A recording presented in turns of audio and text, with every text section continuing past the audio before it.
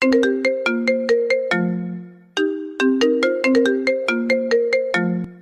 যে বন্ধুরা শুনছো, নতুন নতুন রোমান্টিক ভালোবাসার গল্প পেতে ও শুনতে চাইলে আমাদের সাগর অফিসিয়াল চ্যানেলটি সাবস্ক্রাইব করে বেল বাটনটি অন করে দিও।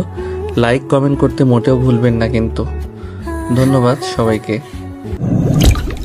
এ কি করছেন কি আপনি? ছুরি দিয়ে কি করবেন আপনি? প্লিজ আমার হাত ছাড়ুন, আমার ভীষণ ভয় লাগছে। আপনি আমার হাত কাটছেন কেন? আহ! আকুতির সুরে কথাগুলো বলে কান্না করতে লাগলাম আমি। কিন্তু আমার কোনো কথা না শুনে আমার হাতে ছুরি চালালেন সামনে বসে থাকা ভদ্রলোকটা, আর ছুরি দিয়ে আমার হাতে স্পষ্টভাবে লিখে দিলেন রাজ। লেখাটা শেষ হতেই ছুরিটা পাশে সরিয়ে রাখলেন উনি। তারপর আমার দিকে তাকিয়ে ডেভিল হেসে বলে উঠলেন, আমার সব জিনিসের ওপর আমার নাম লেখা থাকে, তাহলে সেটা শুধুমাত্র আমার, অন্য কারো নয়। যেটার উপর নিজের নাম লেখা থাকবে না সেটা তো হতে পারে না, তাই না? কথাগুলো বলেই বাঁকা হাসলেন উনি। ওনার কথার কোনো কিছুই বুঝতে পারলাম না আমি। কি বলতে চাইছেন উনি আমাকে? অবাক চোখে তাকিয়ে রইলাম আমি ওনার দিকে, আর হাত কেটে যাওয়ায় জ্বালায় কান্না করতে লাগলাম। আমাকে এইভাবে কান্না করতে দেখে উনি চিৎকার করে ডাক্তারকে ডাক দিলেন।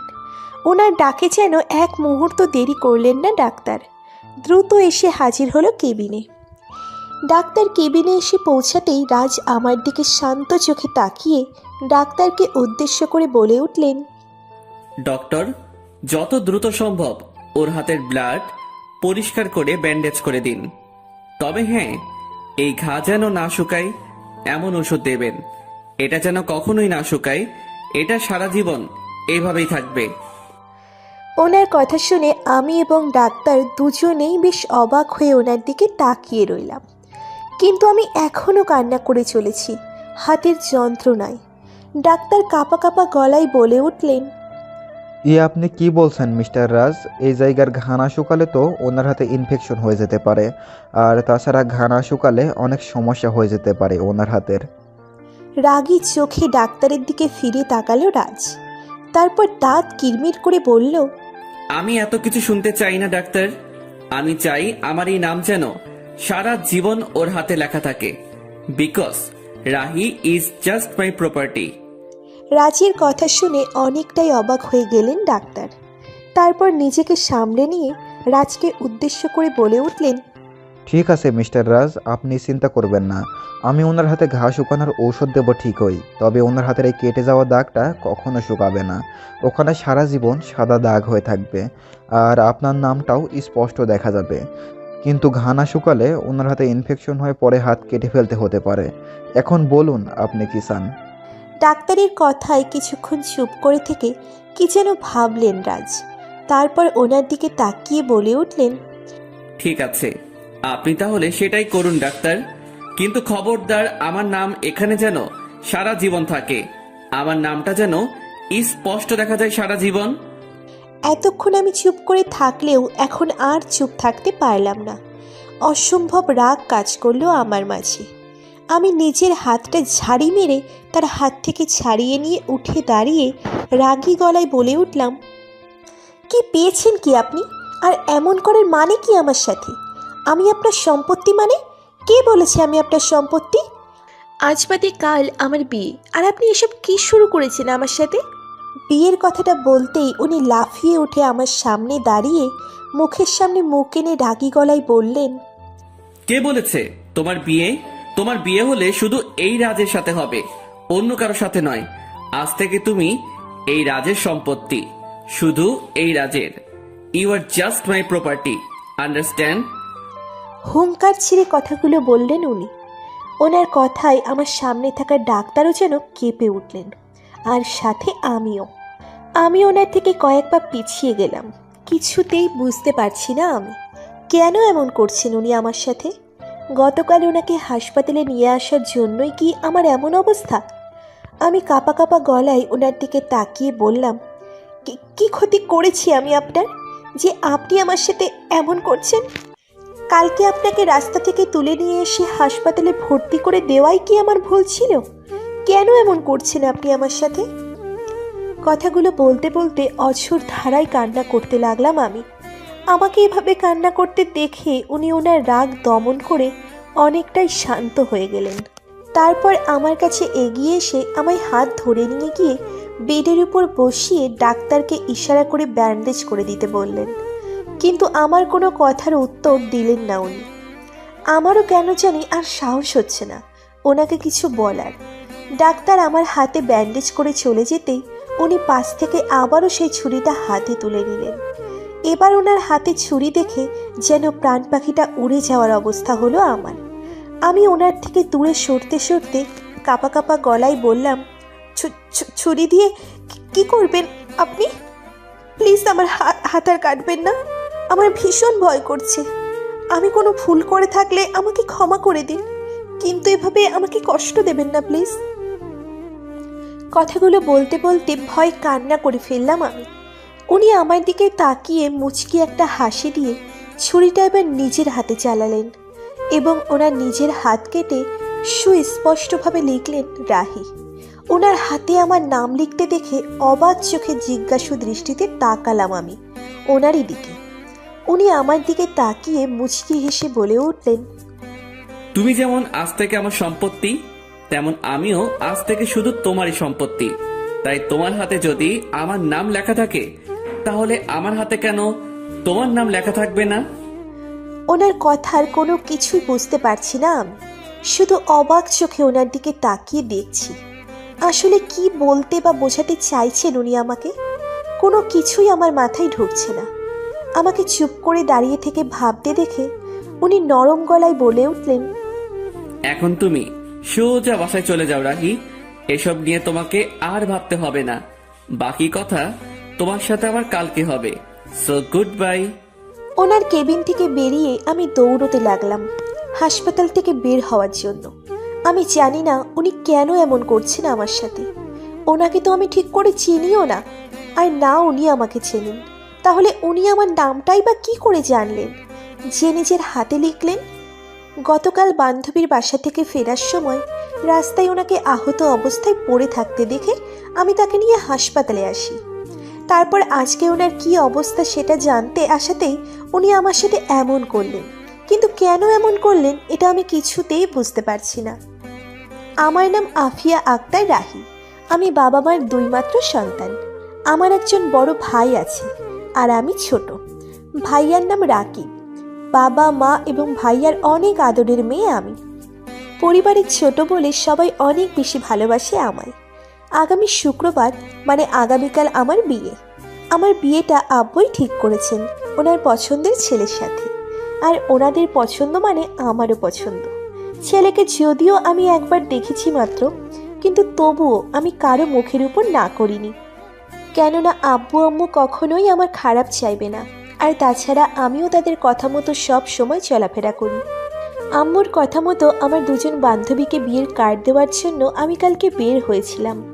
আর বিয়ের কার্ড বান্ধবীদের কাছে দিয়ে বাসায় ফেরার পথে মাঝ রাস্তায় দেখতে পাই একটি ছেলে আহত অবস্থায় রাস্তায় পড়ে আছে। ছেলেটির হাতে, কপালে এবং পায়ে বেশ কিছুটা আঘাত লেগেছে, কিন্তু আশেপাশে এত মানুষ থাকা সত্ত্বেও কেউ তার পাশে এগিয়ে আসছে না। একেই বুঝি বলে ঢাকা শহর। আমি আর কোনো কিছু না ভেবে ওনার কাছে দ্রুত এগিয়ে যাই। তখনই দেখতে পারি ওনার কপাল কেটে অনেকটা রক্ত বের হয়ে যাচ্ছে। সৌভাগ্যবশত আমার কাছে সব সময় একটি রুমাল থাকে, যে রুমালটি আমি অনেক শখ করে বানিয়েছিলাম। সেই রুমালটা আমার ব্যাগ থেকে বের করে আমি ওনার কপালে বেঁধে দিই। তারপর চিৎকার করে আশেপাশের মানুষের কাছে হেল্প চাইতে থাকি। তখন আমার আশেপাশের কয়েকজন মানুষ এগিয়ে আসেন এবং আমাকে ওনাকে নিয়ে হাসপাতালে আসতে সহযোগিতা করেন।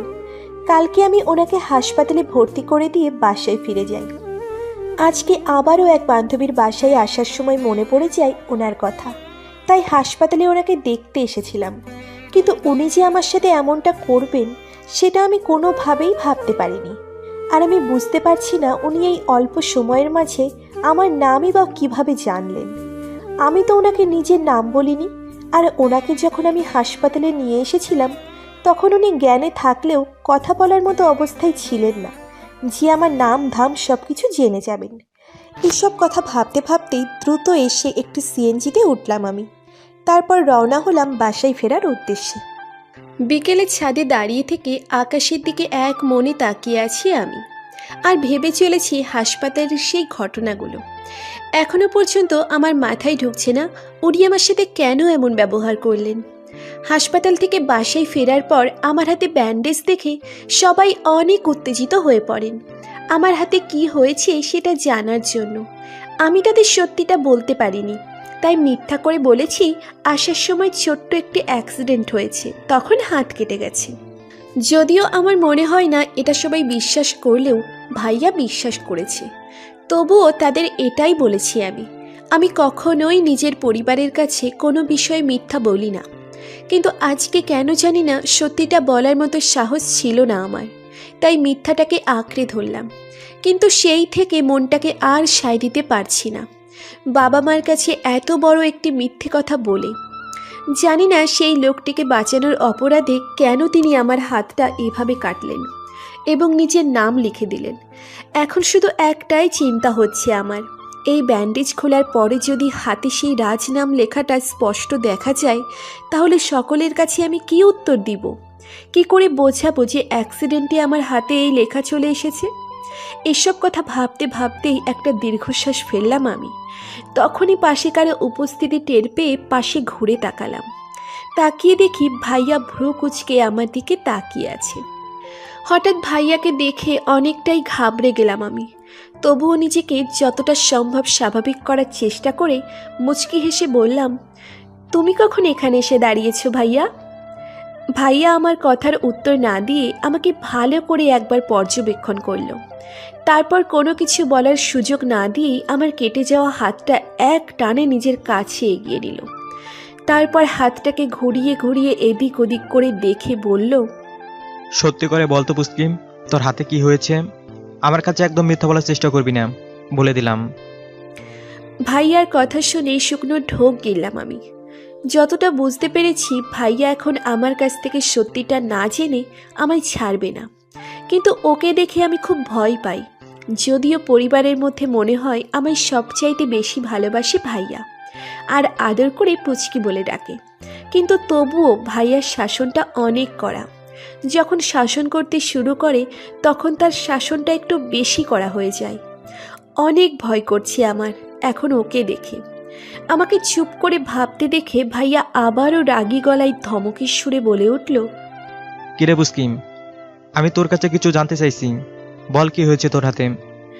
ভাইয়ার ধমক খেয়ে হালকা কেঁপে উঠলাম আমি। তারপর কাঁদো কাঁদো গলায় বললাম, ভাইয়া বিশ্বাস করো, আমার কোনো দোষ নেই। আমি কালকে একজন আহত লোককে রাস্তা থেকে তুলে নিয়ে হাসপাতালে ভর্তি করেছিলাম, বলেছিলাম না? হ্যাঁ বলেছিলিম, তো সেটা তো ভালো কথা। তার সাথে হাত কাটার সম্পর্ক কি? আজকে তোমাদের বাসা থেকে আমাদের বাসায় ফেরার পথে হাসপাতালের সামনে পড়লে ভাবলাম লোকটাকে একটু দেখে আসি, উনি কেমন আছে। তাই আমি বাসায় না ফিরে হাসপাতালে ওনাকে দেখতে যাই, আর তখন উনি, এতটুকু বলেই ফুপিয়ে কেঁদে উঠলাম আমি। তখন গভীর গলায় হাতের মুঠ শক্ত করে ভাইয়া বলে উঠল, তখন উনি কি? ভাইয়ার গম্ভীর গলায় বলা কথা শুনে কান্নার তেজ যেন আরও বেড়ে গেল আমার। আমি এবার ফুপিয়ে ফুপিয়ে কান্না করতে করতে সব কিছু খুলে বললাম ভাইয়ার কাছে। হাসপাতালে ঘটে যাওয়া সকল ঘটনা। আমার মুখে সব কিছু শুনে রাগে কটমট করতে লাগলো ভাইয়া। নিজের হাতের মুঠো শক্ত করে বলল, ওই লোকটার এত বড় সাহস আমার বোনের হাত কেটে নিজের নাম লিখে দেয়। তাকে বাঁচানোর ফলাফল এইভাবে দিল বুঝিস। তুই চিন্তা করিস না পুস্কিম, আমি ওকে দেখে নেব। তুই এইসব নিয়ে একদম ভাববি না। আর আব্বু আম্মুকে কিছু বলার দরকার নেই, তারা শুধু শুধু চিন্তা করবে। হাতের কেটে যাওয়া নিয়েও টেনশন করিস না। তোর হাতের কাজ শুকানোর জন্য আমি ঔষধ এনে লাগিয়ে দেব, দেখবি হাতে কোনো দাগই থাকবে না। কথাগুলো বলে আমাকে সান্ত্বনা দিয়ে নিজের বুকে টেনে নিল ভাইয়া। আমিও ছোট্ট বাচ্চাদের মতো ভাইয়ার বুকে মুখ গুজে ফুপিয়ে ফুপিয়ে কাঁদতে লাগলাম। ভাইয়া আমার মাথায় হাত বুলিয়ে দিয়ে আমার কান্না থামানোর জন্য দুষ্টুমি করে বলল, এই পাগলি, একদম কাঁদবি না। কাল না তোর বিয়ে, আজকে কেঁদে কেঁদে চোখ মুখ ফুলে পেতনি সেজে বসে থাক। তারপর কালকে তোর বোর তোকে বিয়ের আসরে দেখে পেতনি ভেবে বিয়ে না করে ভয়ে দৌড় দিবে। কথাগুলো বলেই হা হা করে হাসতে লাগলো ভাইয়া। ভাইয়ার কথা শুনে কান্না করতে করতেই হাসতে লাগলাম আমি। তারপর ভাইয়ার বুকে এলোপাথারি কিল ঘুষি মারতে লাগলাম। ভাইয়া আমার হাতে কিল ঘুষি খেয়ে ছাদের উপর দৌড়াতে লাগলো। আমিও ভাইয়ার পিছু পিছু ওকে ধরার জন্য দৌড় দিলাম। এভাবে বেশ কিছুক্ষণ আমাদের ভাই বোনের খুনসুটি চলল ছাদে। তারপর ভাইয়া থেমে গিয়ে হাঁটুর উপর হাত ভর করে কিছুক্ষণ জোরে জোরে নিঃশ্বাস নিয়ে বলে উঠল, পুচকি, এবার থেমে যা প্লিজ, আমি অনেক হাঁপিয়ে গেছি। ভাইয়াকে থামতে দেখে আমিও থেমে গিয়ে জোরে জোরে শ্বাস নিতে নিতে বললাম, বলো, আরও আমাকে পেতনি বলবা?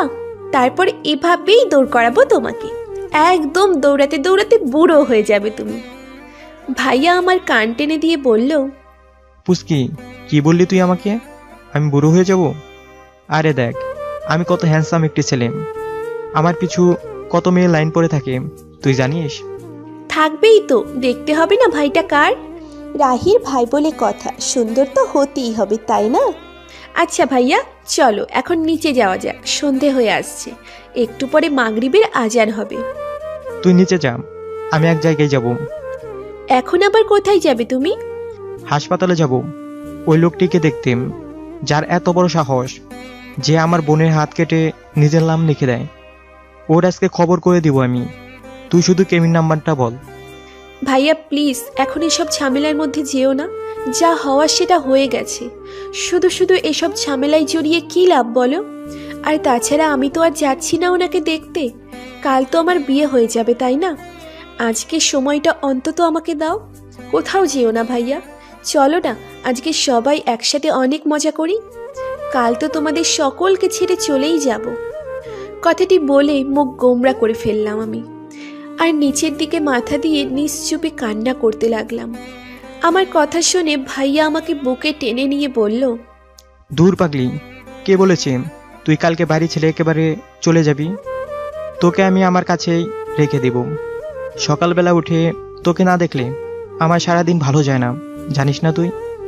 প্রত্যেক দিন আমি যাব তোকে দেখার জন্য তোর শ্বশুর বাড়িতে, বুঝলি? এখন এসব নিয়ে চিন্তা করিস না, আমি যাব না হাসপাতালে, চল নিচে যাই। রাত 12:05। বিভোরে ঘুমিয়ে আছে রাহি ও ওর বাসার সবাই। হঠাৎ ফোনের ক্রিং ক্রিং শব্দে ঘুম ভাঙে রাহির। রাহি অসম্ভব বিরক্তি নিয়ে নাম্বার না দেখে কল রিসিভ করে কানের কাছে ধরে ঘুমো ঘুমো গলায় বলল, হ্যালো, কে বলছেন? অপর পাশ থেকে কোনো উত্তর আসে না। রাহি ফোনটা কানের কাছে রেখেই আবারও ঘুমিয়ে পড়ে। রাহির নিঃশ্বাসের শব্দ স্পষ্টভাবে শুনতে পাচ্ছে রাজ।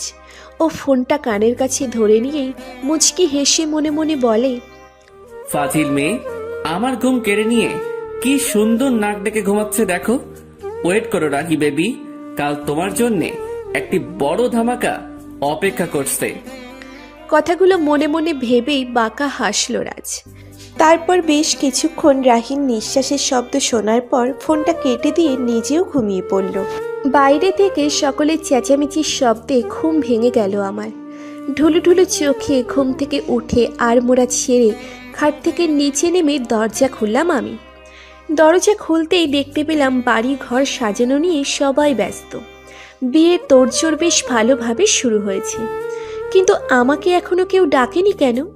ভাবতেই মনে পড়ে গেল আমি তো নববধূ, তাই হয়তো কেউ বিরক্ত করতে চায়নি আমায়। আর এটা নিশ্চয়ই ভাইয়ার কথাতেই হয়েছে। মনে মনে বেশ হাসি পেল আমার কথাটা ভেবে। তারপর আর দরজার কাছে দাঁড়িয়ে না থেকে মাথার খোলা চুলগুলো হাত খোপা করতে করতে এগিয়ে গেলাম ওয়াশরুমের দিকে। বেশ কিছুক্ষণ পরে ফ্রেশ হয়ে ওয়াশরুম থেকে বাইরে বেরিয়ে দেখলাম আম্মু বসে আছে খাটে। আমাকে দেখে মিষ্টি করে একটা হাসি দিয়ে আমার কাছে এসে বলল, খাটের উপর তোমার হলুদের শাড়ি আর ফুলের জুয়েলারি রেখে গেলাম, এগুলো পরে বাইরে এসো, একটু পর তোমার গায়ে হলুদ হবে। আম্মুর কথা শুনে বেশ কিছুটা বিরক্ত হলাম আমি, কেননা এই গায়ে হলুদ দেওয়াটা আমার একদমই পছন্দ হয় না। তাই অসহায়ের মতো লুক করে আম্মুর দিকে তাকিয়ে বললাম, আম্মু, এই হলুদটা কি না করলেই নয়? আমার এগুলো একদম বিচ্ছিরি লাগে, প্লিজ এসব বাদ দাও না। আমার কথাই আম্মু মুচকি হেসে আমার মাথায় হাত বুলিয়ে দিয়ে আদুরে গলায় বলল, তা বললে কি আর হয় মামুনি? আজকে তোমার বিয়ে, আর বিয়েতে যদি গায়ে হলুদি না হয় তাহলে বিয়ের মজাটা কোথায় বলো? তুমি আমাদের একমাত্র মেয়ে, তোমার বিয়েতে কোনো কিছুর কমতি রাখতে চাই না আমরা। তুমি চেয়েছিলে বলে তোমার শাড়ি পরাতেও কেউ আসেনি, তুমি একা একা পরবে বলে। তাই আর কথা না বাড়িয়ে শাড়িটা পরে জলদি বাইরে এসো, সবাই অপেক্ষা করছে তোমার জন্য। আমার অনেক কাজ পড়ে আছে, আমি গেলাম। কথাগুলো বলেই আমার কপালে একটা চুমু এঁকে দিয়ে রুম থেকে বেরিয়ে গেলেন আম্মু। আমি এক রাশ বিরক্তি নিয়ে খাটের উপরে আম্মুর রেখে যাওয়া জিনিসপত্রগুলো দেখে নিলাম। যেহেতু রাগ করে কোনো লাভ হবে না, এগুলো আমাকে পরতেই হবে, তাই আর কোনো চিন্তা ভাবনা না করে মুখে কিঞ্চিত হাসি ফোটালাম। তারপর শাড়ি নিয়ে ওয়াশরুমে চলে গেলাম সেগুলো পরে আসার জন্য। একটু পর ওয়াশরুম থেকে শাড়ি পরে বের হলাম আমি। তারপর আয়নার সামনে বসে সেই ফুলের জুয়েলারিগুলো একে একে গলায়, হাতে, কানে, মাথায় সব জায়গায় পরে নিলাম। ডান হাতে ব্যান্ডেজ থাকায় সে হাতে কিচ্ছু পরলাম না আমি। তারপর চোখে হালকা করে কাজল দিয়ে, মুখে হালকা মেকআপ, সাথে ঠোঁটে হালকা গোলাপি লিপস্টিক পরলাম। নিজেকে একবার আয়নায় দেখলাম, বেশ সুন্দর লাগছে আমাকে দেখতে। তখন এগুলো পরতে বিরক্তি লাগলেও এখন খুব একটা খারাপ লাগছে না নিজের কাছে, বরং নিজেকে এভাবে দেখে ভালোই লাগছে। যাকগে, বিয়ে তো জীবনে একবারই হয়, একটু না হয় হলুদই দিয়ে দিল সবাই, তাতে কি এমন ক্ষতি? কথাগুলো মনে মনে ভেবে আনমনেই হেসে দিলাম আমি। হঠাৎ হুড়মুড় করে আমার রুমের মাঝে প্রবেশ করলো আমার বয়সী বেশ কয়েকটি মেয়ে। তাদের মাঝ থেকে একটি মেয়ে দৌড়ে এসে আমার কাছে বসে পড়ল। মেয়েটিকে দেখতে অনেক কিউট। সে এসেই আমার কাছে বসে আমার হাত দুটো ধরে বলল, ভাবি কেমন আছো তুমি? তোমাকে দেখার অনেক ইচ্ছে ছিল জানো। যখন থেকে তোমার কথা শুনেছি শুধু তোমার কথাই ভেবে চলেছি আমি। আমার যে কত খুশি লাগছে তোমাকে সামনে দেখতে পেয়ে, তোমায় বলে বোঝাতে পারবো না। মেয়েটির কথাই আমি কোনো উত্তর দিচ্ছি না। আমি শুধু অবাক চোখে মেয়েটিকে তাকিয়ে তাকিয়ে দেখছি, কারণ এর আগে এই মেয়েটিকে কোথাও দেখেছি বলে আমার মনে হয় না, আর চিনিও না তাকে। আচমকা কোথা থেকে এসে আমার সাথে এমন করে কথা বলতে শুরু করলো কিছুই বুঝলাম না আমি। তাই অবাক চোখে শুধু তাকিয়ে আছি ওর দিকে। আমাকে এভাবে তাকিয়ে থাকতে দেখে নিজের মাথায় নিজে একটি গাঁট্টা মেরে বলে উঠল মেয়েটি, ওফ, সরি ভাবি, ভুল হয়ে গেছে আমার। আমি তোমার কাছে আমার পরিচয় দিতেই ভুলে গেছি। আসলে কি বলবো বলো তো, তোমাকে দেখি এতটা এক্সাইটেড হয়ে গেছি যে নিজের পরিচয়টা দেবো সেটাই মনে নেই। আচ্ছা শোনো, আমি হলাম তোমার একমাত্র ননদিনী, মানে তোমার হবু বরের একমাত্র ছোট বোন, বুঝলে? আর আমার নাম হলো রাইসা ইসলাম, কিন্তু ভাইয়া আমাকে ভালোবেসে রায় বলে ডাকে। তুমিও আমায় রায় ডেকো কেমন? মেয়েটির কথা বলার স্টাইলটা অনেক সুন্দর এবং প্রাণবন্ত। ওর কথাগুলো শুনতে আমার ভীষণ ভালো লাগছে, তবে খুব ভালোভাবে বুঝতে পারছি মেয়েটি একটু বাচাল আর চঞ্চলা টাইপের, নইলে প্রথম দেখায় এত কথা কেউ বলতে পারে না। আমি মেয়েটির দিকে মুচকি হেসে তাকিয়ে বলে উঠলাম, বুঝলাম, কিন্তু আপনাকে তো এর আগে দেখিনি আমি। মানে যেদিন আপনার ভাইয়ারা সবাই আমাকে দেখতে এসেছিল তখন এতগুলো মানুষের মধ্যে কই আপনাকে তো দেখিনি, বা আপনার কথা শুনিও নি কারো মুখ থেকে। আমার কথায় মেয়েটি কিছুক্ষণ চুপ থেকে কিছু একটা ভাবলো, তারপর আমার দিকে তাকিয়ে জোর করে হাসার চেষ্টা করে বলে উঠল, আসলে কি হয়েছিল বলো তো, সেদিন না আমার কলেজের একজন বান্ধবীর বাসায় ওর বার্থডে পার্টি ছিল। আমি সেখানেই গিয়েছিলাম বলে এখানে আসতে পারিনি। আচ্ছা সেসব বাদ দাও, তুমি কিন্তু খবরদার আমায় আপনি করে বলবে না। আমি না তোমার একমাত্র ছোট ননদিনী, আমাকে তুই করে বলবে অথবা তুমি করে বলবে, ঠিক আছে? মেয়েটির কথায় আমিও হেসে দিয়ে উত্তর দিলাম, আচ্ছা ঠিক আছে, তাই হবে রাই। আমার মুখে নিজের নামটি শুনে এবার খুশিতে যেন গদগদ হয়ে পড়ল রাই। তারপর আমার হাত ধরে আমাকে উঠিয়ে নিয়ে বলল, চলো এখন তোমার গায়ে হলুদ হবে, আমরা তোমাকে গায়ে হলুদ দিতেই এসেছি। আমার হাত ধরে নিয়ে আমাকে বাইরে নিয়ে আসলো তারা। তারপর বেশ ধুমধাম করে এবং অনেক হাসি ঠাট্টার মধ্য দিয়ে আমার গায়ে হলুদ কমপ্লিট হলো। তারপর আমায় আরও একটি লাল পেড়ের হলুদ শাড়ি পরিয়ে হালকা সাজে আলাদা একটি রুমে বসানো হলো। রাই আসার পর থেকে সেই যে বকবক শুরু করেছে তা আর থামার নাম নেই। আমিও ওর কথায় তাল মিলিয়ে একটু একটু হু হাঁ করছি। এভাবে বেশ কিছু সময় কেটে যাওয়ার পর হঠাৎ রায়ের ফোন বেজে উঠল। ও ফোনটা রিসিভ করে আমার কাছ থেকে উঠে দূরে গিয়ে কিছুক্ষণ কথা বলে এসে আমাকে উদ্দেশ্য করে বলল, ভাবি তুমি থাকো, আমি তোমার বিয়ের সব জিনিস নিয়ে আসছি। কেমন? ভাইয়া তোমার জন্য বিয়ের ডালা পাঠিয়ে দিয়েছে। কথাটি বলেই রুম থেকে বাকি মেয়েদের নিয়ে বেরিয়ে গেল রায়। আমি শুধু নিশ্চুপে তাকিয়ে থাকলাম ওদের চলে যাওয়ার দিকে। ওরা চলে যাওয়ার বেশ কিছুক্ষণ পরেই ভাইয়া আমার কাছে আসলো। আমাকে চুপ করে বসে থাকতে দেখে আমার পাশে এসে আমার মাথায় হাত বুলিয়ে দিয়ে বলল, কেমন আছিস রে পুস্কিম? তোর কি মন খারাপ? এভাবে মন খারাপ করে বসে আছিস কেন বলতম? আমি ভাইয়ার দিকে অভিমানী চোখে তাকিয়ে বলে উঠলাম, তুমি খুব পচা ভাইয়া। সেই সকাল থেকে একটি বারও আমার কাছে আসলে না। আমি না আজকে তোমাদের সকলকে ছেড়ে চলে যাব, আর তুমি একটিবার আমার কাছে আসলে না। আব্বুও আসলো না। তোমরা কি এখনই পর করে দিচ্ছ আমায়? একটুও খারাপ লাগছে না আমি চলে যাব বলে? আমার কথা শুনে ভাইয়া আমার গালে আস্ত করে আদরের থাপ্পড় দিয়ে বলে উঠল, তোর পাগলি, এসব কি বলছিস তুই? তুই কখনই আমাদের পর হবি না। সারা জীবন তুই আমাদের আপন হয়ে থাকবি, আমার পুস্কি হয়ে। আসলে কি বলতো, আমার একমাত্র পুস্কি বোনের বিয়েতে যেন কোনো রকম কমতি না থাকে, শেষ দায়িত্ব তো আমার আর আব্বুরই, বল। তাই সকাল থেকে বিয়ে সব তোড়জোড় করার ফাঁকে তোর কাছে আসার একদমই সময় হয়নি, কিন্তু যখন একটু ফাঁকা পেয়েছি দেখ তোর কাছে চলে এসেছি। প্লিজ তুই রাগ করিস না বোন আমার। ভাইয়ার কথা শুনে আমি ভাইয়ার বুকে মুখ লুকিয়ে কান্না করে দিলাম। সকাল থেকে এমনিতেই মনটা ভীষণ খারাপ লাগছে, এখন ভাইয়ার কথাই যেন আরো বেশি খারাপ লাগছে আমার। আমি এই পরিবারকে ছেড়ে কি করে গিয়ে একটা অচেনা অজানা জায়গায় থাকবো ভাবতেই যেন বুকটা চিরে কষ্ট হচ্ছে আমার।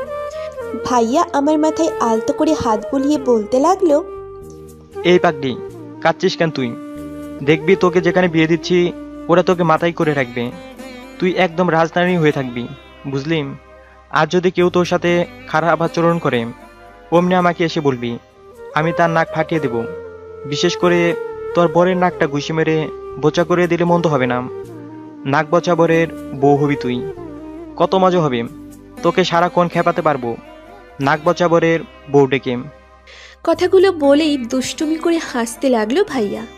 আমি বেশ বুঝতে পারছি ভাইয়া আমাকে হাসানোর জন্য কথাগুলো বলছে, তাই আমিও মুচকি হেসে দিয়ে অভিমানের সুরে বলে উঠলাম, ভাইয়া তুমিও না। ভাইয়া আমার কথা শুনে এবার আমার মাথায় হাত বুলিয়ে দিয়ে বলল, আচ্ছা তুই থাক, আমি এখন দেখি বাইরের কাজ কতটা এগোলো। আর তাছাড়া এখন একদল মেয়ে এসে বসবে তোর কাছে, তুই তো জানিসই মেয়েদের আমার কতটা অ্যালার্জি মনে হয়। কথাগুলো বলে আমার কপালে চুমু এঁকে দিয়ে হাসতে হাসতে দরজার কাছে যেতেই রাইয়ের সাথে ধাক্কা লাগলো ভাইয়ার। ভাইয়া এক নজর রায়ের দিকে তাকিয়ে রায়কে কিছু বলার সুযোগ না দিয়েই দ্রুত রুম থেকে বেরিয়ে চলে গেল। আর রায় রাগে ফুঁসতে ফুঁসতে আমার পাশে এসে বসে বলল, ভাবি, ওই পাতর ছেলেটা কে ছিল? এইভাবে তোমার রুম থেকে বেরোতে নিয়ে আমাকে ধাক্কা দিয়ে আবার এইভাবে পালিয়ে গেল, যেন আমি তাকে ধরে খেয়েই ফেলবো। কেমন পাতর ছেলে রে বাবা, একবার সরিও বললো না। রায়ের কথা শুনে মুখ টিপে টিপে হাসলাম আমি। তারপর ওর দিকে তাকিয়ে বললাম, উনি আমার ভাইয়া, তুমি তো অবশ্যই তোমার ভাইয়ার কাছে শুনে থাকবে ভাইয়ার কথা। আসলে ও মেয়েদের থেকে সব সময় একটু দূরে দূরে থাকে, মেয়েদেরকে নাকি অ্যালার্জি মনে হয় ওর কাছে, তাই তোমার থেকে এভাবে পালিয়ে গেল। প্লিজ তুমি রাগ করো না, ওর হয়ে আমি তোমায় সরি বলে দিচ্ছি। আমার কথা শুনে কিছুক্ষণ চুপ থেকে কি যেন ভাবলো রায়, তারপর আমার দিকে তাকিয়ে দুষ্টু হেসে বলল, ও তার মানে উনি আমার বিয়ে সাহেব, তাই না? আমার একটা এমন বিয়ে সাহেবই দরকার ছিল যে মেয়েদেরকে অ্যালার্জি মনে করে। আমি যে কতটা অ্যালার্জি এবার থেকে হাড়ে হাড়ে টের পাওয়াবো। আচ্ছা বাদ দাও ওসব, এই যে তোমার বিয়ের ডালা এসে গেছে, দেখো তো পছন্দ হয় কি না। গাড়িতে আরো অনেক কিছু আছে, তুমি বসো, আমি এক্ষুনি নিয়ে আসছি। কথাগুলো বলেই আমাকে আর কিচ্ছু বলার সুযোগ না দিয়ে রুম থেকে দ্রুত বেরিয়ে গেল রায়।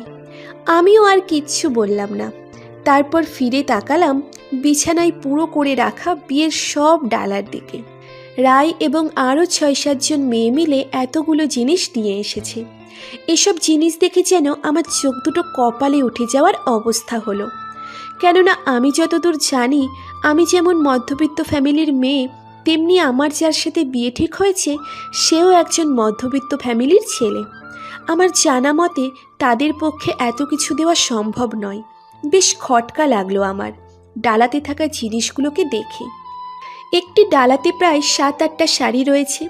প্রতিটি শাড়ি অসম্ভব সুন্দর এবং দামি, দেখেই বোঝা যাচ্ছে। এক একটি শাড়ি হয়তো ২০ থেকে ৩০ হাজার টাকার নিচে নয়। আর একটা ডালাতে একটি লাল রঙের লেহেঙ্গা রয়েছে। লেহেঙ্গাটা এতটাই সুন্দর যে কল্পনার বাহিরে। হয়তো এই লেহেঙ্গাটার দাম ৫০,০০০ টাকার উপরে ছাড়া নিচে হবে না। আমি শুধু অবাক হচ্ছি, ওনারা একটি মধ্যবিত্ত ফ্যামিলির ছেলে হয়ে এত দামি জিনিস কিভাবে কিনে দিল। আরও বেশ কিছু দামি দামি কসমেটিক্স রয়েছে বাকিগুলো ডালাতে। তখনই রায় এবং আরও সব মেয়েরা মিলে আরও অনেকগুলো ডালা হাতে নিয়ে হাজির হলো রুমে। এবার প্রতিটি ডালায় যেন ভরি ভরি সোনার গহনা রয়েছে। আমি অবাক চোখে সেগুলোর দিকে তাকিয়ে বলে উঠলাম, রায়, এসব কি? কেন ভাবি, এগুলো তোমার বিয়ের সামগ্রী। আমি যতদূর জানি তোমার ভাইয়া তো অতটাও বড়লোক নয় যে বিয়েতে এত কিছু দিতে পারে, কিন্তু এগুলো কি রায়? তোমরা কি ভুল করে অন্য কারো বিয়ের ডালা আমার কাছে নিয়ে এসেছো? আমার কথায় বেশ থতমত খেয়ে গেল রায়। তারপর অপরাধীর চোখে আমার দিকে তাকিয়ে মাথা নিচু করে দিয়ে বলল, না ভাবি, এগুলো তোমার বর মানে আমার ভাইয়াই পাঠিয়েছে। ও নিজে পছন্দ করে তোমার জন্য কিনেছে এসব। তুমি এসব নিয়ে ভেবো না, তুমি শুধু দেখে যাও, পরে সব জানতে পারবে। আমি ওর কথা শুনে বেশ অবাক হলাম। পরে কি জানতে পারবো আমি? আসলে কি হচ্ছে আমার সাথে? হঠাৎ বাইরে খুব হট্টগোলের শব্দে ধ্যান ভাঙল আমার। আমি উঠে গিয়ে দরজার সামনে দাঁড়াতেই দেখতে পেলাম বাইরে আব্বু, আম্মু এবং ভাইয়া বেশ কয়েকজন লোকের সাথে অনেক কথা কাটাকাটি করছে। ভালো করে খেয়াল করে দেখতেই বুঝলাম আমার যার সাথে বিয়ে ঠিক হয়েছে সেই ছেলেটি এবং তার পুরো ফ্যামিলি এসে দাঁড়িয়ে আছে। তাদের সাথেই কথা কাটাকাটি হচ্ছে আব্বু, আম্মু আর ভাইয়ার। কিন্তু কি নিয়ে কথা কাটাকাটি হচ্ছে এটা বুঝতে পারছি না আমি। ভাইয়াকে দেখেই বোঝা যাচ্ছে সে অসম্ভব রেগে আছে। তবে আমি যতটা জানি আমার ভাইয়া অনেক শান্ত প্রকৃতির মানুষ। সে খুব সহজে রাগ করে না, আর একবার যদি রেগে যায় তাহলে তার রাগ কমানো অনেক কঠিন। কিন্তু কি এমন হলো এই অল্প সময়ের মাঝে যে পাত্রপক্ষের সাথে এভাবে সবার কথা কাটাকাটি চলছে? বিষয়টা যে করেই হোক জানতে হবে আমায়। মনে হাজারো কৌতূহল নিয়ে এক পা করে বাইরে বের হয়ে আসলাম আমি।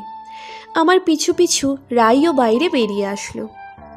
আমি গুটি গুটি পায়ে সবার কাছে এগিয়ে যেতেই আমার কাছে এগিয়ে আসলো ভাইয়া। তারপর রাগী গলায় বলে উঠল, তুই এখানে কেন এসেছিস রাহি? ঘরে যা তুই, একদম ঘর থেকে বাইরে বের হবি না। আমি ভাইয়ার কথা শুনে অবাক হলাম। ভাইয়া এতটা রেগে কখনো কথা বলেনি আমার সাথে। আমি ওর দিকে অবাক দৃষ্টিতে তাকিয়ে বললাম, কি হয়েছে ভাইয়া? এখানে এত চেঁচামেচি কেন? আমাকে কেন ঘরে যেতে বলছো তুমি? আমার কথার কোনো উত্তর না দিয়ে আমার হাত ধরে টানতে টানতে রুমে নিয়ে গেল ভাইয়া। তারপর ঠাস করে দরজা লাগিয়ে দিয়ে আমার পাশে এসে দাঁড়িয়ে কিছুক্ষণ চোখ বন্ধ করে রেখে নিজেকে শান্ত করার চেষ্টা করলো। আমি শুধু অবাক হয়ে ভাইয়াকে দেখছি। হঠাৎ কি এমন হলো যে ভাইয়া এতটা রেগে গেল? বেশ কিছুক্ষণ পর চোখ মেলে তাকিয়ে শান্ত গলায় বলল, ভাইয়া, সত্যি করে বলতো রাহিম, যে ছেলেটিকে তুই হাসপাতালে নিয়ে গিয়েছিলি তার সাথে তোর কোনো সম্পর্ক আছে কিনা? মানে তোরা কি দুইজন দুজনকে ভালোবাসিস? খবরদার আমার কাছে মিথ্যা বলার চেষ্টা করবি না। ভাইয়ার কথা শুনে চোখ বড় বড় করে ওর দিকে তাকালাম আমি। এখন আমি কি উত্তর দেব কিছুই বুঝতে পারছি না। ভাইয়া কি করে ভাবতে পারলো আমি এমন কোনো কাজ করতে পারি যে আমি কিনা কখনো কোনো ছেলের সাথে প্রয়োজন ছাড়া কথাই বলি না, সেই আমি একজন ছেলেকে ভালোবাসি? কথাটা ভাবতেই যেন মাথা ঘুরছে আমার। কিভাবে কি উত্তর দেব কিছুই বুঝতে পারছি না। আমাকে চুপ থাকতে দেখে ভাইয়া এবার আমার দুই বাহু ধরে জোরে ঝাঁকি দিয়ে বলে উঠল, কি হলো? চুপ করে আছিস কেন রাহিম? সত্যি করে বল, আমি যেটা বলছি সেটা কি ঠিক? তুই কি ওই ছেলেটাকে ভালোবাসিস আর তাই নিজের হাতে ওর নাম লিখেছিস? ভাইয়ার কথায় কোনো উত্তর দিতে পারছি না আমি। শুধু আমার দু চোখ বেয়ে গড়িয়ে পড়ছে নদীর স্রোতের মতো নোনা জল। আমি কি করে ভাইয়াকে বোঝাবো যে আমি এমন কিছুই করিনি? তাহলে তারা আমাকে কেন এমন অপবাদ দিচ্ছে সেটা ভাবতে পারছি না আমি। ভাইয়াকে তো আমি সকালেই বলেছি যে আমার হাত কেটে ওই লোকটি নিজের নাম লিখে দিয়েছে। তাহলে ভাইয়া এমন কথা কি করে বলতে পারছে আমায়? কথাগুলো ভাবতেই যেন বুক চিরে কান্না বের হয়ে আসছে আমার। ভাইয়া আমাকে কান্না করতে দেখে এবার নিজেকে অনেকটা শান্ত করে নিল। তারপর চুপ করে বিছানার উপর কিছুক্ষণ বসে থেকে বিছানার উপর থাকা সব বিয়ের ডালায় রাখা জিনিসগুলো দেখলো। দেখে নিয়ে আমার দিকে তাকিয়ে শান্ত কণ্ঠে বলে উঠল, দেখ রাহিম, তুই আমার একমাত্র ছোট বোন। পৃথিবীতে সবচাইতে বেশি যদি কাউকে ভালোবাসি আমি, তাহলে সেটা তুই। আমি কখনো চাইবো না যে তুই অসুখী হোস। তুই যদি ওই ছেলেটিকে ভালোবেসে থাকিস তাহলে আমাকে কেন বলিসনি বলতম? আজ তোর জন্য তুই বলিসনি বলে বাইরের উপর এসে অন্যরা আমাদের অপমান করে যাচ্ছে। সেটা আমি কি করে সহ্য করব বল? আমি আমাদের সকলের অপমান মেনে নিতে পারি, কিন্তু তারা তো চরিত্র তুলে কথা বলছে। এটা আমি কি করে মানবো বল? কথাগুলো বলে ভাইয়া নিচের দিকে তাকিয়ে চুপ করে রইল। এবার ভাইয়ার কথাই যেন নড়ে চড়ে বসলাম আমি। আমি ভাইয়ার কাছে গুটি গুটি পায়ে এগিয়ে গিয়ে ওর পাশে বসলাম। তারপর কাঁপা কাঁপা গলায় ভাইয়ার দিকে তাকিয়ে কান্না ভেজা কণ্ঠে বলে উঠলাম, ভাইয়া সত্যি করে বলো তো আসলে কি হয়েছে বাইরে? আর তুমি আমাকে এসব কথা কেন জিজ্ঞেস করছো? আমার কথায় ভাইয়া এবার আমার দিকে ফিরে তাকালো। তারপর কান্না ভেজা চোখে আমার দুগালে হাত রেখে শান্ত গলায় বলতে শুরু করলো, বিশ্বাস কর রাহিম, তোকে নিয়ে কেউ কিছু বললে আমি একদম সহ্য করতে পারি না। যার সাথে তোর বিয়ে ঠিক করেছিলাম তার পুরো ফ্যামিলি এসে আজ তোর নামে উল্টাপাল্টা কথা বলছে। এটা কি করে মেনে নেই বল? এমনকি শুধু তাই নয়, তারা নিজেদের প্রমাণও দেখিয়েছে যে তুই ওই ছেলেটিকে ভালোবাসিস। ভাইয়ার কথায় যেন মাথায় আকাশ ভেঙে পড়ল আমার। তারা কি এমন প্রমাণ দেখালো যে আমি ওই ছেলেটিকে ভালোবাসি? আমি তো কালকের আগে ওই ছেলেটিকে দেখিও নি কখনো। তাকে বাঁচিয়েছি বলেই কি আজ আমার এত অপমান সহ্য করতে হচ্ছে? আমি কাঁপা কাঁপা গলায় ভাইয়ের হাতে হাত রেখে বলে উঠলাম, কি প্রমাণ ভাইয়া? কিছুক্ষণ আমার মুখের দিকে স্থির দৃষ্টি রেখে পকেট থেকে বেশ কয়েকটি ছবি বের করলো ভাইয়া। তারপর আমার দিকে বাড়িয়ে দিয়ে বলল, তুই যদি ওই ছেলেটিকে ভালোবেসে না থাকিস তাহলে এই ছবিগুলো কিসের রাহিম? আমি ভাইয়ার কথার কোনো উত্তর না দিয়ে হাত থেকে ছবিগুলো নিয়ে দেখতে লাগলাম। সেই ছবিতে স্পষ্ট দেখা যাচ্ছে আমি ওই ছেলেটির পাশে বসে তার সাথে হেসে হেসে কথা বলছি, আর ছুরি দিয়ে নিজের হাত নিজে কেটে ওনার নাম লিখছি। ছবিগুলো দেখে যেন পায়ের নিচের মাটি সরে গেল আমার। এটা কিভাবে সম্ভব? আমি তো এমন কিছুই করিনি। তাহলে ছবিতে এগুলো আসলে আসলো কোথা থেকে? আমি এখন কি করে সবাইকে বোঝাবো যে এগুলো সব মিথ্যে? আমার চোখ দিয়ে শুধু অঝরে জল গড়িয়ে পড়তে লাগলো। আমি এখন কি বলবো কিছুই মাথায় ঢুকছে না আমার। তখনই হঠাৎ বাইরে থেকে এক অচেনা কণ্ঠে আমার নাম ধরে ডাকতে লাগলো কেউ একজন। ডাকটা শুনে আমি কিছু বলার আগেই ভাইয়া গিয়ে দরজা খুলে দিল। আর দরজা খোলার সাথে সাথে রুমের মধ্যে প্রবেশ করলো আব্বু, আম্মু, রায় এবং হাসপাতালে থাকা সেই ছেলেটি। লোকটিকে দেখে বেশ অবাক হলাম আমি, কেননা উনি এখন যেভাবে সেজে এসেছে এভাবে একজন বর বিয়ে করার আগে সাজে। শেরওয়ানি পরে মাথায় পাগড়ি পরে একদম বর সেজে আমার সামনে দাঁড়িয়ে আছে লোকটি। মুখে তার মিষ্টি হাসি। তার পাশে আব্বু এবং আম্মু ভ্রু কুঁচকে দাঁড়িয়ে আছে। রায়ের মুখেও মিষ্টি হাসি। আমি সবাইকে এভাবে দেখে কিছু বুঝতে পারছি না। আমি কিছু বলার আগেই ভাইয়া ভ্রু কুঁচকে জিজ্ঞেস করলো, কে আপনি? আর এখানে এভাবে বসে যে দাঁড়িয়ে আছেন কেন? ভাইয়ার কথার কোনো উত্তর না দিয়ে লোকটি সোজা ভাইয়াকে বুকে জড়িয়ে ধরল। তারপর জড়িয়ে ধরে হাসতে হাসতে বলল, আরে আপনি আমাকে চিনতে পারছেন না ভাইয়া? আমি আপনার বোনের হবু বর যার সাথে আপনার বোনের আজকে বিয়ে হবে। ছবিতে দেখেও কি আমাকে চিনতে পারেননি আপনি? ওনার কথা শুনে ভাইয়া ওনাকে নিজের থেকে সরিয়ে দিয়ে একবার ছবিতে আর একবার ওনার দিকে তাকালো। তাকিয়ে থেকে বলে উঠল, তুমি রাজ? হ্যাঁ ভাইয়া, আমি রাজ। আমি আরিয়ান আহমেদ রাজ চৌধুরী। ওনার কথাই বেশ বিরক্ত বোধ করল ভাইয়া। ভাইয়া ওনার দিকে বিরক্তি চোখে তাকিয়ে বলে উঠল, এসবের মানে কি? আমি সবকিছু জানতে চাই। তোমরা কি সত্যি আগে থেকে পরিচিত? আর তোমরা দুজন দুজনকে ভালোবাসো? তাহলে এতদিন কেন আমার কাছে বলনি এসব? আসলে ভাইয়া, রাহির কোনো দোষ নেই। ও সবাইকে বলতে চেয়েছিল, কিন্তু আমি ওকে মানা করেছিলাম, শুধু শুধু ওর পড়াশোনা নষ্ট হবে বলে। কিন্তু আপনারা যে এভাবে ওর বিয়ে ঠিক করে ফেলবেন সেটা ভাবতে পারিনি। তাই এখন বাধ্য হয়ে এই বিয়ের দিন এইভাবে এসে বলতে হচ্ছে আমায়। ওনার কথা শুনে যেন আকাশ থেকে পড়লাম আমি। কি বলছে উনি এসব? উনি কি তাহলে প্রমাণ করতে চাইছে যে ওই লোকেরা যেগুলো বলেছে সেগুলো সত্যি? ওনার আর আমার কোনো সম্পর্ক আছে? এসব ভাবতেই যেন মাথা ঘুরতে শুরু করলো আমার। আমি শুধু নীরব দর্শকের মতো সকলের কথা শুনে যাচ্ছি। তখনই ভাইয়া আমার দিকে তাকিয়ে বলে উঠল, রাহিম, এসব কি বলছো? সত্যি করে বল, ওর কথা কি সত্যি? আমি কিছু বলার আগেই ওই লোকটি ভাইয়াকে উদ্দেশ্য করে বলে উঠল, ভাইয়া, আপনি যদি কিছু মনে না করেন তাহলে আপনার সাথে আমার একটু ব্যক্তিগত কথা ছিল। প্লিজ ভাইয়া, একটু সময় চাই আমি আপনার কাছে। তারপর আপনার যেটা ভালো মনে হয় আপনি না হয় সেটাই করবেন। আমি আপনাদের কারো উপর জোর করব না। প্লিজ ভাইয়া, আমার এই রিকোয়েস্টটা রাখুন। ওনার কথা শুনে ভাইয়া কিছুক্ষণ চুপ থেকে আমার দিকে তাকিয়ে তারপর আবার ওনার দিকে তাকিয়ে বলে উঠল, ঠিক আছে, চলো, আমি জানতে চাই তুমি কি বলতে চাও আমায়। কথাটি বলে লোকটিকে নিয়ে আমার রুম থেকে অন্য একটি রুমে চলে গেল ভাইয়া। আমার মাথায় যেন আকাশ ভেঙে পড়ল। আমি চুপচাপ গিয়ে বিছানার উপর ধপ করে বসে পড়লাম। আমার পাশে আম্মু এগিয়ে এসে বসে আমার মাথায় হাত বুলিয়ে বলল, তুই যদি অন্য কাউকে ভালোবাসিস তাহলে আগে কেন বলিসনি রাহি? তোর সুখের উপর আমাদের আর কোনো কিছুই বলা নেই। তুই নিজের খুশি মতো যাকে খুশি বিয়ে। আমি জানি তুই কখনো ভুল সিদ্ধান্ত নিবি না, তোর উপর এতটুকু বিশ্বাস আছে আমাদের। কিন্তু মা বাবাকে এতটাই পর মনে করলি তুই যে একবারও কথাগুলো বলার প্রয়োজন মনে করলি না। আম্মুর কথার কি উত্তর দেব আমি? কিছুই আমার মাথায় ঢুকছে না। তাই শুধু নিচের দিকে তাকিয়ে অঝরে কান্না করে চলেছি।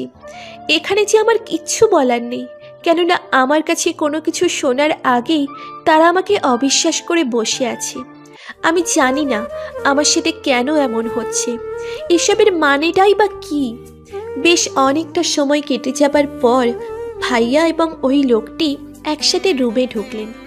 দুজনের মুখেই কিঞ্চিত হাসি ফুটে রয়েছে। ভাইয়া আমার পাশে এগিয়ে এসে বলল, আব্বা আম্মু, তোমরা বিয়ের ব্যবস্থা করো। আজকেই আমাদের রাহি বিয়ে হবে রাজের সাথে, আর আমাদের রাহি অনেক সুখী হবে ইনশাল্লাহ। আমি এখনো চুপ করে বসে আছি। কি বলবো সে ভাষা খুঁজে পাচ্ছি না আমি, তাই চুপচাপ বসে থাকায় শ্রেয় মনে করছি। তখনই সকলকে অবাক করে দিয়ে রাজ বলে উঠল, আপনারা যদি কিছু মনে না করেন তাহলে আমি রাহির সাথে একটু আলাদাভাবে কথা বলতে চাই, জাস্ট 5 মিনিটের জন্য। ওনার কথা শুনে একে একে সবাই রুম থেকে চলে গেল। আমি এখনো সেই আগের মতো একই জায়গায় বসে আছি। সবাই চলে যেতেই রাজ দরজাটা হালকা ভিড়িয়ে দিয়ে এসে আমার সামনে হাঁটু গেড়ে বসলেন। তারপর আমার মুখের দিকে তাকিয়ে বলতে লাগলেন, আই এম সরি রাহি, আমি জানি এখানে কি হচ্ছে। সেসব কোনো কিছুই হয়তো তোমার মাথায় ঢুকছে না, কিন্তু বিশ্বাস করো এগুলো করা ছাড়া আমার আর কোনো উপায় ছিল না তোমার বিয়েটা আটকানোর। আর তাছাড়া তোমার ওসিলায় আল্লাহ আমাকে বাঁচিয়েছেন। তোমাকে আমি অন্য কারো হতে দেব না Rahi, because you are just my property Rahi. আমি তোমায় কথা দিচ্ছি রাহি, বিয়ের পর তোমার সকল রাগ অভিমান নিজের ভালোবাসা দিয়ে মুছে দেব আমি। পৃথিবীর সবটুকু সুখ এনে দেব তোমার কাছে। মৃত্যুর আগ মুহূর্ত পর্যন্ত তোমার পাশে থেকে শুধু তোমাকে ভালোবাসবো। আমি বেঁচে থাকতে তিল পরিমাণ কষ্টও তোমায় পেতে দিব না আমি, অ্যান্ড ইটস মাই প্রমিস। কথাগুলো এক নাগারে বলে ফেললেন উনি। আমি ওনার কথার কোনো উত্তর দিলাম না, চুপ করে নিচের দিকে তাকিয়ে বসে রইলাম। আমার কাছ থেকে কোনো উত্তর না পেয়ে উঠে দাঁড়ালেন উনি। তারপরে গিয়ে দরজা খুলে দিয়ে ভাইয়াকে ডেকে বললেন যত দ্রুত সম্ভব আমাদের বিয়ের ব্যবস্থা করতে। কিছুক্ষণ পর রাই এবং আরও বেশ কয়েকজন মেয়ে আসলো আমার রুমে। তারপর বিয়ের ডালাতে থাকা যাবতীয় জিনিস দিয়ে অনেক সুন্দর করে লেহেঙ্গা পরিয়ে বধূ বেশে সাজানো হলো আমায়। নিজেকে আয়নায় দেখে মনে হচ্ছে যেন ডানা কাটা কোনো পরী, যদিও সেদিকে এখন আমার কোনো খেয়াল নেই। আমার এখন কেমন লাগছে আমি নিজেও জানি না। সারা পৃথিবী যেন ভো ভো করে ঘুরছে আমার চারিদিকে। আমার মাঝে কোনো রকম ফিলিংস কাজ করছে না। আমি চুপচাপ পাথরের মূর্তির মতো বসে শুধু যে যা করছে সেটাই চুপ করে মেনে নিচ্ছি এবং শুনছি। অনুভূতিহীন এক পাথরের মূর্তি মনে হচ্ছে নিজেকে। বিয়ের সাজ কমপ্লিট হওয়ার পর রাই আমার পাশে বসে অনেক ছবি তুলল আমার, অনেক মজার মজার কথাও বলল, কিন্তু কোনো কথাই যেন কান পর্যন্ত পৌঁছচ্ছে না আমার। আমি চুপটি করে বসে আছি, চোখ দিয়েও কোনো পানি পড়ছে না আর। একটু পর ভাইয়ার সাথে কাজী আসলেন আমার রুমে এবং আমাকে কবুল বলতে বললেন। তারা বারবার বলছেন। বেশ কয়েকবার বলার পর ভাইয়া যখন পাশে এসে আমাকে কবুল বলার জন্য তাড়া দিল, তখনই আমি ভাবলেশহীনভাবে বলে উঠলাম কবুল কবুল কবুল। তারপর আমার সামনে কাবিনের কাগজপত্র এগিয়ে দিলে নিঃশব্দে তাতে সাইন করে তাদের হাতে দিয়ে দিলাম আমি। সবাই আমার রুম থেকে চলে গেল। চারিদিকে খুশির হৈ হুল্লোড় শোনা যাচ্ছে।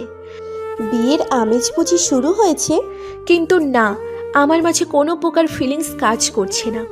আমি যেন এক মোমের পুতুল হয়ে গেছি। কি হলো আমার সাথে, কেন হলো, কোনো কিছুই যেন ব্রেন নিচ্ছে না আমার। মনে যেন এক কালবৈশাখী ঝড় বয়ে গেল কিছুক্ষণের মাঝে। হঠাৎ চারিদিকে অন্ধকার হয়ে জ্ঞান হারিয়ে পড়ে গেলাম আমি রায়ের কোলে। ফুলে ফুলে সাজানো অসম্ভব সুন্দর করে ডেকোরেট করা একটি রুমের মাঝে বিছানায় অজ্ঞান অবস্থায় শুয়ে আছে রাহি। রাহির ঠিক পাশেই চুপটি করে বসে ওর দিকে এক নজরে তাকিয়ে আছে রাজ। রাজের চোখে মুখে আজ এক রাজ্য ভালোবাসা এবং তৃপ্তির ছাপ। বোঝাই যাচ্ছে অনেক দিনের চাওয়া কোনো কিছু হয়তো আজ পেয়ে গেছে সে, যার জন্যে হয়তো অনেক প্রতীক্ষা করেছে সে। আজ যেন সেই প্রতীক্ষার শেষ হয়েছে তার। রাজ অনেকক্ষণ এভাবে রাহির দিকে তাকিয়ে থেকে তারপর ওর পাশে শুয়ে পড়ল। নিজের গালের নিচে এক হাত রেখে রাহির দিকে তাকিয়েই একটা মুচকে হাসি দিল, কিন্তু রাহিকে স্পর্শ করল না। ওর থেকে বেশ দূরত্ব বজায় রেখে বিছানায় শুয়েছে সে। তারপর রাহির দিকে তাকিয়ে থেকেই বলতে শুরু করলো, সুইটার্ট, তুই কি জানো তুমি এমন একটি মেয়ে যে আমার মতো পাথরের বুকে ফুল ফুটিয়েছ। আমার মনটা একটি পাথরের মতো হয়ে গিয়েছিল। আমি মেয়ে মানুষদেরকে ঘৃণা করি। প্রতিটি মেয়েকে একরকম ভেবেছি আমি সারা জীবন। সবাইকে শুধু ঘৃণা করেছি। আমার জীবনে মেয়ে মানুষ বলতে শুধু একজনই ছিল, আর সেটা হলো আমার বোন রাই। কিন্তু আজকের পর থেকে তুমি সেখানে যোগ হলে। তবে তুমি শুধু আজকে নও, বরং 6 মাস আগে থেকে আমার মনের মণিকোঠায় দখল নিয়েছিলে। হয়তো সেটা আমি বুঝতে পারিনি, কিন্তু যখন বুঝতে পারলাম তখন তোমার বিয়ে অন্য কারোর সাথে ঠিক হয়ে গেছে। তাই তো আর সহ্য করতে না পেরে এতটা নাটক করে তোমাকে কাছে পেতে হলো আমার। যদিও এগুলো করতে গিয়ে তোমার দুর্বলতার সুযোগ নিতে হয়েছে আমার, কিন্তু বিশ্বাস করো আমি কখনোই চাইনি তোমাকে এভাবে দুর্বল করে দিয়ে তোমার সেই দুর্বলতার সুযোগ নিয়ে তোমাকে কাছে পেতে। তাই তো আজ বিয়ে করেও তোমার থেকে দূরে রয়েছি আমি। আর হ্যাঁ, যতদিন না তুমি আমাকে মন থেকে মেনে নিতে পারবে ততদিন তোমার কাছে স্বামীর অধিকার চাইবো না, আর না তোমাকে স্পর্শ করার চেষ্টা করব। কিন্তু বিশ্বাস করো কখনোই তোমাকে আমার থেকে ছেড়ে যেতে দেব না আমি, because you are my property. কথাগুলো আস্তে আস্তে বলে একটা ছোট্ট করে নিঃশ্বাস নিয়ে অন্যদিকে ঘুরে শুয়ে পড়ল রাজ। তারপর ভাবনার জগতে ডুব দিল সে। সেই 6 মাস আগে যখন সে প্রথম দেখেছিল রাহিকে। 6 মাস আগে বাংলাদেশের বিশিষ্ট শিল্পপতি এবং টপ বিজনেসম্যান হলো আরিয়ান আহমেদ রাজ চৌধুরী। রাজকে দেখতে যেমন সুন্দর ও হ্যান্ডসাম, ও ঠিক ততটাই রাগী ও চেতি। রাজের হাইট 5 ফুট 11 ইঞ্চি, বেশ বডি বিল্ডারও সে। গায়ের রং লাল ফর্সা, মাথায় ঘন কালো চুল। যে কোনো মেয়ে একবার দেখলেই হয়তো ক্রাশ খাবে তার উপর। রাজের পৃথিবীতে শুধুমাত্র ওর ছোট বোন রাইসা ছাড়া অন্য কেউ নেই। বাবা অনেক আগে মারা গেছে তার। রাজের একটি খারাপ দিক হলো ও কোনো মেয়েকে সহ্য করতে পারে না। কোনো মেয়ের কথা শুনলে যেন মাথায় আগুন ধরে যায় তার। এই বিষয়টার কোনো কিছুই এখনো অবধি খুঁজে বের করতে পারেনি রায়। রাজ কেন কোনো মেয়েকে সহ্য করতে পারে না এটা সবার কাছে একটি গোলক ধাঁধার মতো, কিন্তু নিজের বোন রায়কে নিজের চাইতেও বেশি ভালোবাসে রাজ। অসম্ভব আদর করে তাকে। শুধু রায় ছাড়া পৃথিবীতে অন্য কোনো মেয়ের কথা শুনলে যেন আগুন ধরে যায় তার শরীরে। রাজ একবার বিজনেসের কাজের জন্য লন্ডন গিয়েছিল, আর লন্ডনে নিজের সব কাজ কমপ্লিট করে ঢাকায় ফেরার পর মাঝপথে গাড়ির ভেতর থেকে দেখতে পায় একটি ছোট্ট বাচ্চা ছেলে রাস্তার মাঝখানে দাঁড়িয়ে কান্না করছে, আর সেই রাস্তার অপর প্রান্ত থেকে একটি ট্রাক দ্রুত বেগে ছুটে আসছে। ছেলেটিকে এমন অবস্থায় দেখেই রাজ দ্রুত গাড়ি থেকে নেমে পড়ে ছেলেটিকে বাঁচাবে বলে, কিন্তু ওর গাড়িটা বেশ খানিকটা দূরে থাকায় ওর দৌড়ে আস্তে আস্তে ট্রাকটা অনেক কাছে চলে আসে ছেলেটির। আর তখনই একটা অপরিচিত মেয়ে দৌড়ে এসে ছেলেটিকে নিয়ে রাস্তা পার হয়ে যায়, কিন্তু ছেলেটিকে বাঁচাতে গিয়ে হাতে এবং মাথায় বেশ চোট লাগে মেয়েটির। দূর থেকে এইসব কিছুই খুব ভালোভাবে লক্ষ্য করছিল রাজ। রাজের ভেতরে অনেক বেশি ভালো লাগার সৃষ্টি হয় মেয়েটির প্রতি, কারণ মেয়েটি নিজের জীবনের ঝুঁকি নিয়ে বাঁচিয়েছিল সেই ছোট্ট ছেলেটিকে। কিন্তু তখনই রাজ আবার নিজের ভালো লাগাটাকে দূরে সরিয়ে রাখে, কারণ মেয়েদেরও ঘৃণা করত। তারপরে যখনই রাজ আবার গাড়িতে উঠে চলে যেতে নেয়, তখন খেয়াল করে সেই ছোট্ট ছেলেটির মা মেয়েটিকে ভুল বুঝে উল্টোপাল্টা কথা শোনাচ্ছে, এমনকি মারতে যাচ্ছে পর্যন্ত, কারণ ছেলেটির মা মনে করেছে যে মেয়েটি তার ছেলেকে চুরি করে নিয়ে যাচ্ছিল। কিন্তু আশ্চর্যের বিষয় হলো ওই মেয়েটি তার কোনো কিছুরই প্রতিবাদ করছে না, বরং কান্না করতে করতে একসময় অজ্ঞান হয়ে নিচে পড়ে যায় সে। মেয়েটিকে অজ্ঞান হয়ে পড়ে যেতে দেখে আর নিজের রাগ কন্ট্রোল করতে পারেনি রাজ। ও দ্রুত গাড়ি থেকে নেমে সেখানে এগিয়ে গিয়ে সেই পিচ্চি ছেলেটির মাকে বলে ওঠে, হে ইউ, কেমন মা আপনি যে নিজের ছোট্ট ছেলেকে রাস্তায় ছেড়ে দিয়ে নিশ্চিন্তে ঘুরে বেড়াচ্ছেন, আর যে মেয়েটি আপনার ছেলেকে বাঁচালো তাকে উল্টাপাল্টা গালি দিচ্ছেন? আপনার মতো মহিলাদের জন্যই আজ কত সন্তানের জীবন সারা জীবনের মতো শেষ হয়ে যায়। এই জন্য আপনাদের মতো মহিলাদেরকে আমি ঘৃণা করি। আপনার সাহস হয় কি করে এই মেয়েটিকে এভাবে গালি দেওয়ার, যে কিনা নিজের জীবনের ঝুঁকি নিয়ে আপনার ছেলেকে বাঁচিয়েছে? আপনি কি আপনার ছেলেকে একবারও জিজ্ঞেস করতে পারতেন না আসলে কি হয়েছিল? এই মেয়েটির যদি কিছু হয় তাহলে আপনাকে আমি আস্ত রাখবো না। কথাগুলো মনে রাখবেন আপনি। কথাগুলো এক নাগারে রাগী গলায় বলেই সেদিন মেয়েটিকে কোলে তুলে নেয় রাজ। কিন্তু তখনই সেই ছেলেটির মা নিজের ভুল বুঝতে পেরে ওর কাছে ক্ষমা চেয়ে বলে, আমাকে ক্ষমা করবেন ভাইয়া, আসলে আমি বুঝতে পারিনি যে মেয়েটি আমার ছেলেকে বাঁচিয়েছে। আমি আসলে শপিং মলের ভেতরে ছিলাম, আমার ছেলে কখন আমার পাশ থেকে রাস্তায় চলে এসেছে আমি বুঝতেই পারিনি, আমাকে ক্ষমা করবেন। ওই মহিলাটির কথা শুনে রাজ সেদিন কোনো উত্তর করেনি, শুধু রাগী চোখে তার দিকে একবার তাকিয়ে সোজা মেয়েটিকে কোলে করে গাড়িতে উঠিয়ে পড়ে। তারপর মেয়েটিকে নিয়ে হাসপাতালে পৌঁছে যায় রাজ, আর ডাক্তারকে বলে ওকে সুস্থ করে তুলতে। ডাক্তার মেয়েটির ক্ষতস্থান পরিষ্কার করে ব্যান্ডেজ করে দিয়ে ঘুমের ইঞ্জেকশন দিয়ে বাইরে আসে। তারপর যখন রাজের কাছে জানতে চায় যে মেয়েটি ওর কী হয়, তখন রাজ জানায় ওর কিচ্ছু হয় না, সে বরং রাস্তায় অজ্ঞান অবস্থায় পড়েছিল, তাই সে নিয়ে এসেছে হাসপাতালে। তারপর রাজ সব কথা খুলে বলে ডাক্তারকে, আর জানায় হয়তো অ্যাক্সিডেন্টের ফলে সে অজ্ঞান হয়ে গেছে। কিন্তু তখন রাজের কথা শুনে ডাক্তার একটি বিস্ময়কর কথা রাজকে জানায়, যেটা সেদিন রাজ একমাত্র জানতে পেরেছিল সেই মেয়েটির বিষয়। ডাক্তার বলেছিল, আপনি ভুল ভাবছেন মিস্টার রাজ। এই মেয়েটির মাথায় আঘাত পাওয়ার জন্য বা অ্যাক্সিডেন্ট হওয়ার কারণে সে অজ্ঞান হয়নি, বরং ওনার একটি সমস্যা বা রোগ আছে বলতে পারেন, আর সেই কারণে উনি অজ্ঞান হয়ে গেছেন। ডাক্তারের কথা শুনে রাজ সেদিন ডাক্তারকে জিজ্ঞেস করেছিল, ওনার কি এমন সমস্যা আছে ডাক্তার, যে উনি ওই মহিলার কথার কোনো প্রতিবাদ না করে বরং অজ্ঞান হয়ে গেলেন? আসলে আমাদের প্রতিটি মানুষেরই একটা করে দুর্বল দিক থাকে বা কোনো একটা ভয়ের কারণ থাকে, যেটা আমরা অন্য কারোর সাথে শেয়ার করতে পারি না। তখন আমরা কোনো কিছু ভাবতেও পারি না। তেমনি এই মেয়েটারও একটি এমন দুর্বলতা আছে, যেটা হচ্ছে এই মেয়েটির ওপর যদি কেউ মিথ্যা কোনো দোষারোপ করে বা মিথ্যা অপবাদ দেয়, তাহলে সবার মতো মেয়েটি তার প্রতিবাদ করতে পারে না, বরং সে পাথরের মূর্তির মতো সব সহ্য করতে শুরু করে। আর একসময় সেই মিথ্যা অপবাদটা যখন তার উপর অতিরিক্ত চেপে বসে, তখন সে অজ্ঞান হয়ে পড়ে। তেমনি আপনার কথা অনুযায়ী উনি ওই ছেলেটাকে বাঁচানোর পর যখন ওই ছেলেটির মা এই মেয়েটির ওপর মিথ্যা অপবাদ দিয়েছিল, মেয়েটি সেই কথাগুলো সহ্য করতে না পেরে, প্রতিবাদ করতে না পেরে অজ্ঞান হয়ে গেছে। তাছাড়া অ্যাক্সিডেন্টের কারণে উনি অজ্ঞান হয়নি। সেদিন ওই ডাক্তারের কথা শুনে মেয়েটির দুর্বলতা জেনে গিয়েছিল রাজ, কিন্তু সেদিন মেয়েটির নাম জানতো না সে। সেদিন মেয়েটিকে হাসপাতালে রেখেই চলে যায় সে। তারপর মেয়েটি কোথায় গেছে না গেছে সেগুলো আর খোঁজখবর নেয়নি কখনো রাজ, কারণ সেই মেয়েটির উপর দুর্বল হওয়ার আগে ওর থেকে পালাতে চেয়েছিল, কারণ মেয়েদের ঘৃণা করে ও। তাই সে কখনোই চায়নি যে মেয়েটির উপর ও দুর্বল হয়ে পড়ুক। কিন্তু না, ও যতই দৌড়ে পালাতে চেয়েছে মেয়েটির থেকে, ততই যেন মেয়েটি আরও কাছে টেনে নিয়েছে ওকে।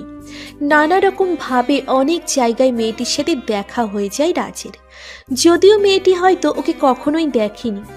একসময় রাজ নিজের মনের কাছে হার মেনে সত্যিই মেয়েটির উপর দুর্বল হয়ে পড়ে, আর মেয়েটির সম্পর্কে বিস্তারিত খোঁজ খবর নিতে শুরু করে। আর সবার কাছে খোঁজ খবর নিয়ে জানতে পারে মেয়েটির নাম আফিয়া আক্তার রাহি। তখন থেকে আড়ালে থেকে মেয়েটাকে ভালোবাসতে শুরু করে রাজ। একসময় মেয়েটির পিছু নিতেও শুরু করে, কিন্তু তখনই রাজ জানতে পারে রাহির বিয়ে ঠিক হয়ে গেছে। তখন রাজ চিন্তা করে রাহির কাছে সে নিজের মনের কথা বলবে এবং ওর বাড়িতে বিয়ের প্রস্তাব দিয়ে আগের বিয়ে ভেঙে দেবে।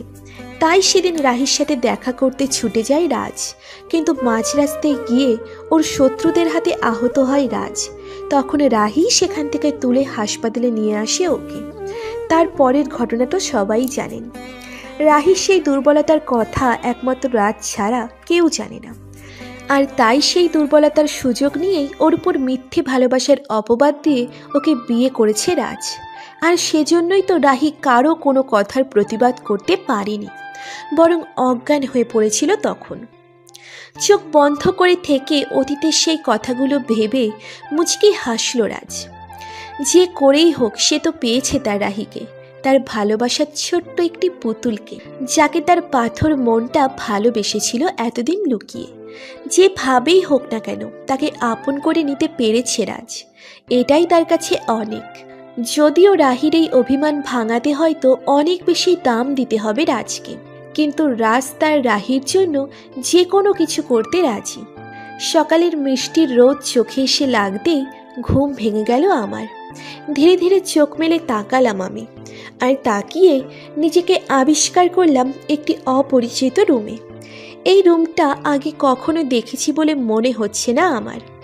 চারিদিকে নানা রকম রং বেরঙের ফুল এবং লাভ শেপ বেলুনের মেলা। পুরো রুমটা যেন মনে হচ্ছে একটি ফুলের বাগান। রুমের মাঝে তাজা ফুলের ঘ্রাণে যেন ম ম করছে। আমি ধীরে ধীরে উঠে বসে বোঝার চেষ্টা করলাম এখানে ঠিক কী হয়েছে, আর আমি এখানে কি করে আসলাম। উঠে বসে নিজের দিকে ভালো করে লক্ষ্য করে চারিদিকে তাকাতেই কালকের কথা মনে পড়ে গেল আমার।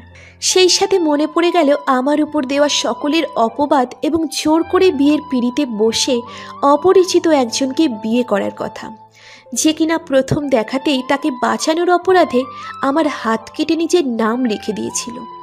কথাগুলো মনে পড়তেই যেন তার প্রতি ঘৃণায় শরীর শিরশির করে উঠল আমার। তবে কি আমি এখন সেই লোকের বাসাতেই আছি? সে কি আমায় নিজের বাড়িতে নিয়ে এসেছে? তাই কি আমি আজ ফুলে ফুলে বাসর সাজানো রুমে শুয়ে আছি এভাবে? কথাগুলো মনে পড়তেই আমার রাগটা প্রচুরভাবে চেপে বসলো মনে। আমি দ্রুত খাট থেকে নিচে নেমে দাঁড়ালাম। তারপর রুম থেকে বের হবার জন্য দরজার দিকে হাঁটা দিলাম। দরজার কাছে পৌঁছতেই কালকের দেখা সেই লোকটি সামনে এসে দাঁড়ালো আমার। মুখে তার মিষ্টি হাসি। আমার দিকে তাকিয়ে বেশটি করে বলে উঠল, গুড মর্নিং সুইটহার্ট। ওনাকে দেখে আমি দুপা পিছিয়ে গিয়ে মাথা নিচু করে দাঁড়ালাম। রাগে যেন শরীর জ্বলে যাচ্ছে আমার। উনি এক পা করে আমার অনেক কাছে এগিয়ে এসে বললেন, ঘুম কেমন হয়েছে রাহি? এটা তোমার নতুন বাড়ি। আজ থেকে তুমি এই বাড়ির মালকিন আর মিসেস রাজ চৌধুরী আমার সুইটহার্ট।